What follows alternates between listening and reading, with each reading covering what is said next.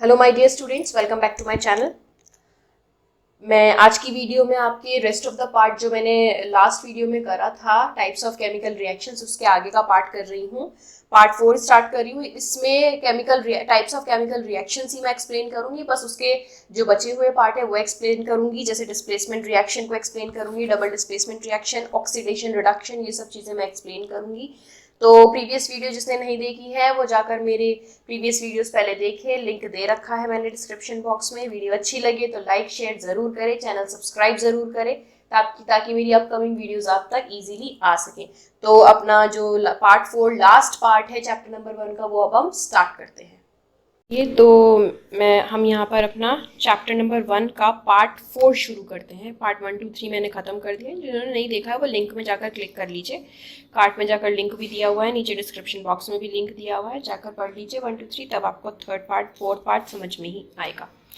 तो third part में मैंने आपको एक्सप्लेन किया था केमिकल रिएक्शंस के बारे में, जो हमने पढ़ी थी combination reaction and displacement reaction. मतलब जो रिएक्शन एक एलिमेंट को, दो एलिमेंट को जोड़कर एक अलग से रिएक्टेंट वो प्रोडक्ट बनाती है। दो रिएक्टेंट जो है एक प्रोडक्ट बनाता है, वो कॉम्बिनेशन रिएक्शंस होते हैं, कंबाइन कर। और जब एक रिएक्टेंट टूट कर डिफरेंट टाइप्स के प्रोडक्ट्स में बट जाता है, यानी एक कंपाउंड जो है छोटे छोटे एलिमेंट्स में डिवाइड हो जाता है, वो हो जाता है हमारा डिकम्पोजिशन रिएक्शन।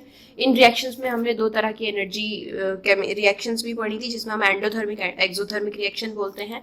एक्सोथर्मिक रिएक्शंस वो रिएक्शंस होती हैं जिसमें हीट जो है वो रिलीज होती है।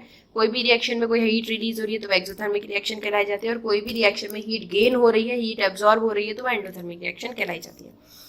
थर्ड तरह की रिएक्शन पढ़ेंगे हम, डिस्प्लेसमेंट रिएक्शन।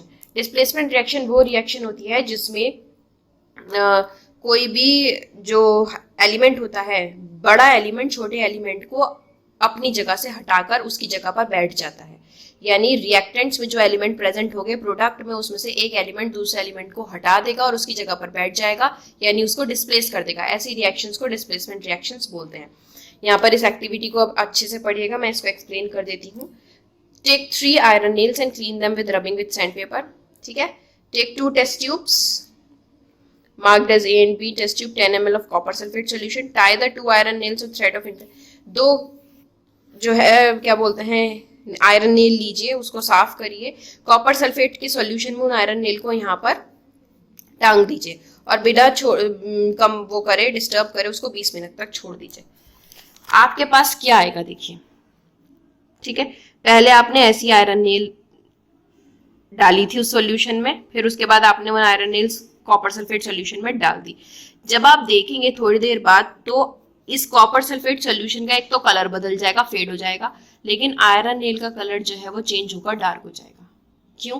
क्योंकि क्या करते हैं, जो आयरन होता है यहाँ पर, जो आयरन है वो कॉपर को रिप्लेस कर रहा है। आयरन जो है वो कॉपर से ज्यादा, ये जो आयन होते हैं, एलिमेंट होते हैं, ये जो है एक दूसरे से ज्यादा ताकतवर होते हैं। जैसे आयरन जो है वो कॉपर से ज्यादा ताकतवर है, तो जो ज्यादा ताकतवर है वो कमजोर वाले को अपनी जगह से हटा देता है। ऐसे ही आयरन ने क्या किया, कॉपर को उसके सॉल्यूशन में से हटा दिया।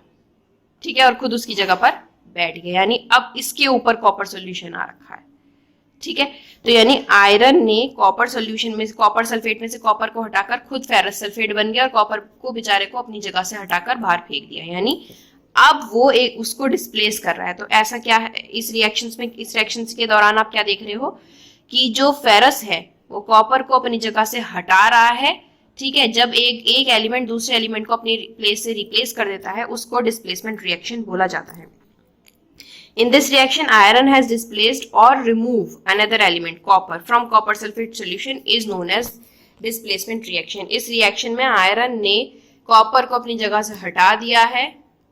इस रिएक्शन को कॉपर सल्फेट सॉल्यूशन बोलते हैं। कुछ एग्जांपल्स ये रहे, जिंक ने कॉपर को हटा दिया तो जिंक सल्फेट बन गया। यहाँ लेड ने कॉपर को हटा दिया तो लेड सल्फेट बन गया। जिंक और lead are more reactive elements. ये और ये कॉपर से ज्यादा रिएक्टिव है, यानी ज्यादा ताकतवर है। इसलिए जो ताकतवर होता है वो अपनी जगह से दूसरे को अपनी जगह से हटाकर खुद उसकी जगह पर बैठ जाता है। इस रिएक्शन को, सारी रिएक्शन को हम डिस्प्लेसमेंट रिएक्शन बोलते हैं। 4 तरह की रिएक्शन आती है। डबल डिस्प्लेसमेंट रिएक्शन, मतलब 2 बार डिस्प्लेस हो रहा है, यानी 2 एलिमेंट्स एक दूसरे को डिस्प्लेस कर रहे हैं। ठीक है, देखिए इस एक्टिविटी में एक टेस्ट ट्यूब में सोडियम सल्फेट लिया है और बेरियम सल्फेट लिया है। जब इसमें मिला देते हैं तो जब एक टेस्ट ट्यूब में बेरियम सल्फेट और सोडियम सल्फेट मिला देते हैं तो क्या होगा, बेरियम सल्फेट सॉल्यूशन और सोडियम क्लोराइड सॉल्यूशन बन जाएगा। सोडियम सल्फेट बनाया और बेरियम क्लोराइड को जोड़ा तो क्या किया, सोडियम ने बेरियम को रिप्लेस कर दिया, बेरियम ने सोडियम को रिप्लेस कर दिया। ठीक है, बेरियम की जगह सोडियम आ गया और सोडियम की जगह बेरियम आ गया। देखो, खुद ही देखो, पहले यहाँ सोडियम था सल्फेट के साथ, अब यहाँ बेरियम आ गया है। यहाँ पर बेरियम था क्लोराइड के साथ, अब यहाँ सोडियम आ गया। यानी इन दो एलिमेंट्स ने एक दूसरे को रिप्लेस कर दिया है। ठीक है, जब रिएक्शन में कोई भी चीज एक दूसरे को रिप्लेस कर देती है तो वो रिएक्शन कहलाई जाती है डबल डिस्प्लेसमेंट रिएक्शन। यहाँ दो चीजें याद रखिएगा, दो चीजें एक दूसरे को रिप्लेस कर रही हैं। जहां पर दो एलिमेंट एक दूसरे को अपनी अपनी जगह से हटाकर उनकी जगह पर बैठ जाएं, उस रिएक्शन को डबल डिस्प्लेसमेंट रिएक्शन बोला जाता है। The white precipitate of BaSO4 is form. जब रिएक्शन करवाओगे तो यहाँ पर नीचे बेरियम सल्फेट का प्रेसिपिटेट PPT, मतलब PPT का अगर आपको कॉमन एग्जांपल मैं दूं, दूध लो आप, उसमें आप लेमन डाल दो, नींबू निचोड़ दो, क्या होगा, उसका पनीर बन जाएगा, फट जाएगा दूध। तो जब आप उस दूध को फाड़ोगे तो एक सॉलिड चीज मिलती है आपको, जिसे आप पनीर बोलते हो। ठीक है, वो प्रेसिपिटेट कहलाया जाता है। जब कोई चीज रिएक्शन में चीज नीचे बैठ जाए, वो उस रिएक्शन का प्रेसिपिटेट कहलाया जाता है, और जो ऊपर तैर जाए वो उसका लिक्विड कहलाया जाता है। ठीक है, ऐसे ही यहाँ पर उस रिएक्शन में बेरियम सल्फेट नीचे बैठ गया था तो वो प्रेसिपिटेट हो गया। और इसमें क्या रिएक्शन करी, सल्फेट और बेरियम। ठीक है, दो तरह की रिएक्शन हुई जिससे बेरियम सल्फेट बना। अदर प्रोडक्ट जो है वो सोडियम क्लोराइड बना, वो जो सॉल्यूशन में यहाँ पर प्रेजेंट है, सोडियम क्लोराइड NaCl, नमक जिसको हम बोलते हैं, वही सॉल्यूशन में प्रेजेंट था। ठीक है, such reaction in which there is an exchange of ions between the reactant are called double displacement reaction। जिस रिएक्शन में दो आयंस एक दूसरे को अपनी अपनी जगह से डिस्प्लेस करते हैं, उस रिएक्शन को डबल डिस्प्लेसमेंट बोला जाता है। ठीक है, चलिए नेक्स्ट पार्ट है आपका ऑक्सीडेशन एंड रिडक्शन। अब आते हैं हम ऑक्सीडेशन पे, रिडक्शन पे। क्या इस टॉपिक को देखकर आपको क्या समझ में आ रहा है? ऑक्सीडेशन का मतलब क्या होता है? ऑक्सीजन का ऐड हो जाना। ठीक है, और इस रिएक्शन को देखकर आपका क्या हो जाता है? ऑक्सीजन का रिड्यूस हो जाना, मतलब घट जाना। जिस रिएक्शन में ऑक्सीजन का एडिशन होता है वो ऑक्सीडेशन रिएक्शन कहलाई जाती है। जिस रिएक्शन में ऑक्सीजन का रिडक्शन होता है, माइनस होता है, वो रिडक्शन रिएक्शन कहलाई जाती है। जैसे चाइना डिश को हीट करो जिसमें 1 ग्राम कॉपर पाउडर है, क्या देखेंगे आप? ऑक्सीडेशन हो गया, कॉपर ऑक्साइड बन गया, क्योंकि कॉपर जो है, जो आपने इस चाइना डिश में डाला है, उसने ऑक्सीजन के साथ रिएक्ट कर ली। यहाँ एनवायरमेंट में ऑक्सीजन प्रेजेंट है, उसने ऑक्सीजन के साथ रिएक्ट कर लिया, उसने क्या बना दिया? Copper oxide. सिंपल कॉपर डाला था लेकिन उसमें ऑक्सीजन भी मिल गई, प्लस हो गई ऑक्सीजन, तो क्या हो गई? कॉपर ऑक्साइड बन गई। ऐसी रिएक्शन क्या कहलाई गई? ऑक्सीडेशन, क्योंकि ऑक्सीजन ऐड हो गई है उसमें। Surface of copper powder become coated with black copper 2। यहाँ पर ये सब चीजें जो हैं उसके एलिमेंट्स के वो लिखे जाते हैं, एटम्स। ठीक है, कि वो कौन से एटम में प्रेजेंट है। ठीक, oxidised. Why has this black substance formed? Black substance क्यों बना? This is because oxygen is added to copper. पहले कॉपर सिंपल सब्सटेंस था, ब्राउन सा कलर का था, उसमें ऑक्सीजन मिल गई तो वो ब्लैक कलर का बन गया। क्योंकि ऑक्सीजन ऐड हो गई और कॉपर ऑक्साइड बन गया, इसलिए वो ब्लैक कलर का बन गया।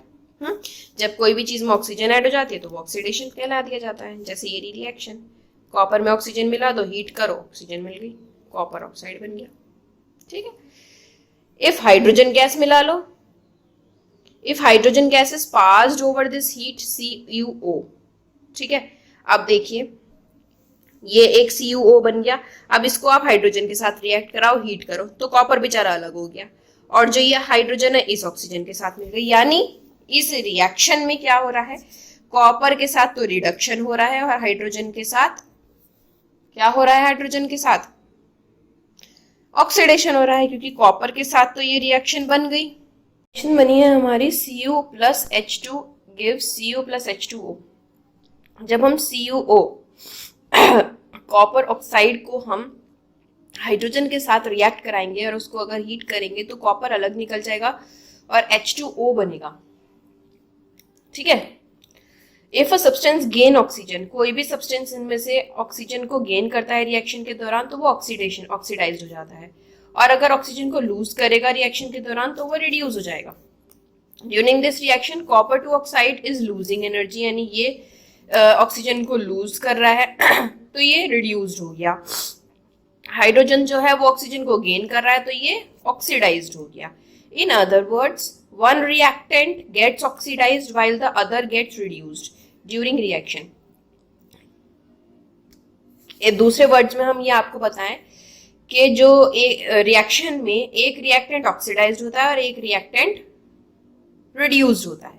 Such reaction is called oxidation reduction reaction. जब एक ही, या रिडॉक्स रिएक्शन, जब एक ही रिएक्शन में ऑक्सीडेशन रिडक्शन दोनों पाई जाती हैं तो वो रिडॉक्स रिएक्शन कहलाई जाती हैं।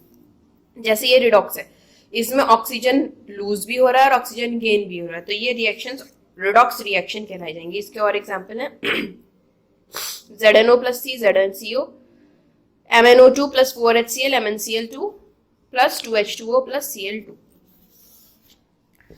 इन रिएक्शन 1.31 ये वाली reaction, carbon is oxidised to CO and ZNO is reduced to Zn। Carbon जो है उसमें ऑक्सीजन ऐड हो रहा है और ZNO में ऑक्सीजन रिलीज हो रहा है। ठीक है। और 1.3 में 1.32 में इस रिएक्शन में HCl इज ऑक्सीडाइज्ड Cl2। ठीक, HCl जो है वो ऑक्सीडाइज्ड हो रहा है where MnO2 is reduced MnCl2, और यहाँ पर MnO2 जो है वो रिड्यूस हो रहा है क्योंकि इसमें से ऑक्सीजन निकल रहा है। From the above example we can say that if substance gain or oxygen or lose hydrogen during reaction it is oxidized. If a substance lose energy or gain hydrogen reaction it is reduced. देखो इसमें और hydrogen का भी addition है। कोई भी substance जब oxygen gain करता है और हाइड्रोजन लूज करता है तो वो ऑक्सीडाइज्ड हो जाता है, मतलब ऑक्सीजन प्लस हो रही है और हाइड्रोजन माइनस हो रही है तो ये रिएक्शन ऑक्सीडाइज्ड हो रही है। जहां ऑक्सीजन माइनस हो रही है और हाइड्रोजन प्लस हो रही है वो रिएक्शन रिड्यूस्ड रिडक्शन में आ रही है, यानी रिड्यूस हो रही है। ठीक है। नाउ अपना अलग टॉपिक है हमारा next topic. Have you observe the effect of oxidation and reactions in everyday life. जब ऑक्सीडेशन होता है, ठीक है, तो कैसे होता है आपने अपने चारों तरफ देखा है, आप नॉर्मल लाइफ में भी आप ऑक्सीडेशन देख सकते हैं। पहला टॉपिक है उसका कोरोजन। कोरोजन के दौरान होता है, कोरोजन होता है जंग लगना। You must observe that iron article are shiny when new but coated with a reddish brown powder when left for some time. This process commonly known as rusting of iron. नया कोई लोहे की चीज आप लेकर आते हैं, ठीक है, तो वो बहुत शाइनी होती है, लेकिन कुछ टाइम के बाद अगर आप उसको ओपनली छोड़ दें, ठीक, तो उसके ऊपर ब्राउनिश रेडिश ब्राउन कलर की कोई लेयर चढ़ जाती है। जब वो लेयर चढ़ जाती है उसको बोलते हैं रस्टिंग ऑफ आयरन, यानी आयरन में जंग लगना। Some other metal also get tarnished. Tarnished भी जंग लगने को बोलते हैं। In this manner have you notice the colour of coating formed on copper and silver. क्या कोटिंग हो जाती है कॉपर और सिल्वर पर? Metal is attacked with substance around it in such a moisture acid. जब मॉइस्चर और acid के contact में अगर कोई मेटल आता है तो वो कोरोड हो जाता है। कोरोड मतलब जंग लगना, ठीक है, इसलिए उसको हम कोरोजन बोलते हैं उस प्रोसेस को। ब्लैक कोटिंग हो जाती है उसके ऊपर अगर वो सिल्वर का है तो, और कॉपर का है तो उसके ऊपर ग्रीन कोटिंग हो जाती है। ठीक है, अगर सिल्वर का है तो ब्लैक कलर का जंग लग जाएगा और अगर कॉपर का है तो ग्रीन कलर का लग जाएगा। Corrosion uses damage to cars. कैसे होता है? कॉजेज जो है कोरोजन के मेनली कार्बोडीज पे होता है, फ्रिज पे लग जाता है, कभी आयरन रेलिंग्स, रेल की पटरी कह रही हूँ, रेल की पटरी नहीं, वो जो आपके घरों में रेलिंग्स लगी होती हैं, शिप में, ठीक है, जो भी चीजें मेटल से बनी होती है, ठीक, जो आयरन से या मेटल से बनी होती है। Corrosion of iron in is a serious problem, ये बहुत सीरियस प्रॉब्लम है। Every year an enormous amount of money is spent to replace damage iron, you will learn in about corrosion, chapter 3 में पढ़ेंगे आप। लास्ट टॉपिक है हमारे इस chapter का रेंसिडिटी, मतलब बासी होना, कोई भी चीज बासी हो जाती है, ठीक है। मेनली वो चीजें रेंसिड होती हैं जो फैट और ऑयल से बनी होती हैं, जिसके अंदर ऑयलिंग चीजें, ऑयली ज्यादा होते हैं। When fat and oils are oxidised, जब फैट और ऑयल में से ऑक्सीजन रिलीज हो जाता है, सॉरी ऑक्सीजन मिल जाता है, जब ऑक्सीडाइज हो जाता है, ऑक्सीडाइज मैंने बताया था ना, ऑक्सीजन मिलना, ऐड होना, जब किसी भी फैट में या ऑयली चीजों में ऑक्सीजन की प्रेजेंस हो जाती है, ऑक्सीजन उसमें ऐड हो जाता है, तो वो रेंसिड हो जाता है, बासी हो जाता है और उसका टेस्ट भी बेकार हो जाता है, ठीक है। नॉर्मल घरों में आप देखते हैं कि आपने कोई ऑयली फूड बनाया, पहले तो वो बहुत क्रिस्पी था, लेकिन थोड़ी देर रखने के बाद क्या हो गया, वो सील गया, बासी हो गया, अजीब सा उसका टेस्ट हो जाता है। क्यों? क्योंकि वो ऑक्सीजन की प्रेजेंस में आ जाता है, जब जैसे ही ऑक्सीजन उसमें ऐड हो जाएगा वैसे ही उसका टेस्ट बदल जाएगा, रेंसिड हो जाएगा, बासी हो जाएगा खाना, ठीक है। Usually substance which prevent oxidation यानी antioxidants are added to food containing fat and oil, oxidation से चीजों को बचाने के लिए उसमें एंटीऑक्सीडेंट्स डाला जाता है, ठीक है। जो भी फैट और ऑयल की चीजें होती हैं, आप चिप्स खाते हैं घर में, जैसे ये चिप्स के हैं बैग, कुरकुरे खाते हैं घर में, या कोई भी पैकिंग वाला फूड खाते हैं घर में, जब भी आप उस पैकिंग वाले फूड को लेकर आते हैं, जब आप उसको खोलते हैं तो वो एकदम क्रिस्पी होते हैं। क्यों होते हैं वो क्रिस्पी? जबकि क्या पता वो 3-4 दिन के भी हों। वो इसलिए क्रिस्पी होते हैं क्योंकि उसमें एक गैस डाली जाती है, nitrogen. Nitrogen gas oxygen gas की रिडक्शन, मतलब ऑक्सीजन गैस की मात्रा को कम कर देती है। कम क्या कर देती है? ऑक्सीजन, जो नाइट्रोजन गैस है वो उन पैकेट्स में अच्छे से भरपूर मात्रा में डाली जाती है, जिससे कोई भी चिप्स ऑक्सीडाइज्ड नहीं हो पाता, कोई भी अंदर का पैकिंग फूड ऑक्सीडाइज नहीं हो पाता, उसमें ऑक्सीजन घुस ही नहीं पाती है, ठीक है। इसीलिए वो जब तक कुरकुरे रहते हैं जब तक आप उसको खोलते नहीं, जैसे ही खोल लेंगे, छोड़ देंगे एनवायरमेंट में, वो फिर से क्या हो जाएगा, आपका सीलना शुरू हो जाएगा, यानी रेंसिड हो जाएगा। तो डेली यूज में भी आप ये रेंसिडिटी और कोरोजन की चीजें आप देखते हैं। तो यहाँ पर हमारा चैप्टर नंबर 1 कंप्लीट होता है। इसके क्वेश्चंस है पार्ट 4 के questions. Why does the color of copper sulfate solution changes when iron nail is dipped in it? Copper sulphate solution का कलर कैसे चेंज हो गया? क्योंकि आयरन ने कॉपर को डिस्प्लेस कर दिया और खुद आयरन सल्फेट बन गया, है ना। जो ज्यादा ताकतवर होता है वो दूसरे कमजोर वाले को डिस्प्लेस कर देता है और ग्रीन कलर दे दिया उसने, ठीक। रिएक्शन ये रही। फेरस जो है कॉपर सल्फेट में मिला आयरन, उसने कॉपर को हटा दिया उसकी जगह से, खुद उसकी जगह पे बैठ गया और कॉपर को बाहर निकाल के खड़ा कर दिया। अब ये जो रिएक्शन है, give an example of double displacement reaction का एग्जांपल बताना है आपको। बुक में नहीं होना चाहिए बस वो एग्जांपल। बता सकते हैं या वो भी मैं ही बताऊं? चलिए बता देते हैं। सोडियम कार्बोनेट को कैल्शियम क्लोराइड के साथ मिक्स कराइए। सोडियम जो है कैल्शियम को रिप्लेस कर देगा, कैल्शियम जो है वो सोडियम को रिप्लेस करके कैल्शियम कार्बोनेट और सोडियम क्लोराइड बना देता है, ठीक है। थर्ड है, identify the substance that are oxidised and the substance that are reduced in the following. इसमें 2 रिएक्शन दी हैं, इसमें बताइए कौन सा सब्सटेंस ऑक्सीडाइज हो रहा है, कौन सा रिड्यूस। पहली रिएक्शन में सिर्फ एक ही चीज हो रही है, ऑक्सीडेशन, यानी सोडियम में ऑक्सीजन मिल रहा है तो सोडियम जो है वो ऑक्सीडाइज हो रहा है क्योंकि उसके पास ऑक्सीजन आ रही है, ऐड हो रही है। दूसरी रिएक्शन में 2 हो रही हैं, ऑक्सीडेशन भी हो रहा है, रिडक्शन भी हो रहा है। कॉपर के साथ जो है रिडक्शन हो रहा है, यानी कॉपर ऑक्सीजन को रिलीज कर रहा है, और हाइड्रोजन के साथ ऑक्सीडेशन हो रहा है, यानी हाइड्रोजन ऑक्सीजन को अपने पास बुला रहा है, ऐड कर रहा है, ठीक है। तो यहाँ पर चैप्टर नंबर 1 मेरा पूरा फिनिश हो गया है। पार्ट 4 में प्रॉब्लम हो कमेंट करके बता दीजिए, नहीं समझ आए तो आप कमेंट करके पूछ लीजिए। पार्ट 1, 2, 3 डिस्क्रिप्शन बॉक्स में फिर बता रही हूँ, लिंक दे रखा है, जाकर देखिए। 1, 2, 3 जब तक नहीं पढ़ेंगे 4 समझ में नहीं आएगा। एनसीईआरटी क्वेश्चंस मैं अपनी नेक्स्ट वीडियो में बताने वाली हूँ, तो मेरे चैनल को सब्सक्राइब कर देना ताकि नेक्स्ट वीडियो आप तक इजीली आ सके। तो मैंने यहाँ पर पार्ट 4 जो है वो खत्म कर दिया है अपना, बिल्कुल फिनिश कर दिया, यानी चैप्टर नंबर 1 अब बिल्कुल पूरी तरह से फिनिश हो गया है। जो भी कोई प्रॉब्लम्स हैं वो आप कमेंट बॉक्स में पूछ लीजिए। मेरी अपकमिंग वीडियो में अब चैप्टर नंबर 1 के एनसीईआरटी क्वेश्चंस को मैं बताऊंगी, सारे क्वेश्चंस के लाइन बाय लाइन आपको आंसर्स, जो क्वेश्चन है वो आंसर्स के साथ आपको एक्सप्लेन करूंगी। तो मेरी आने वाली वीडियो को जरूर देखिए। देखने के लिए सबसे पहले मेरे चैनल को सब्सक्राइब करें जिन्होंने नहीं करा है, वो प्लीज़ मेरे चैनल सब्सक्राइब करें ताकि मेरी आने वाली वीडियोस आप तक इजीली आ सके। बेल आइकन को भी प्रेस करें, वीडियो शेयर करें, लाइक करें, और अगर कोई प्रॉब्लम हो तो कमेंट बॉक्स में आप कमेंट करके मुझसे पूछ सकते हैं। Thank you.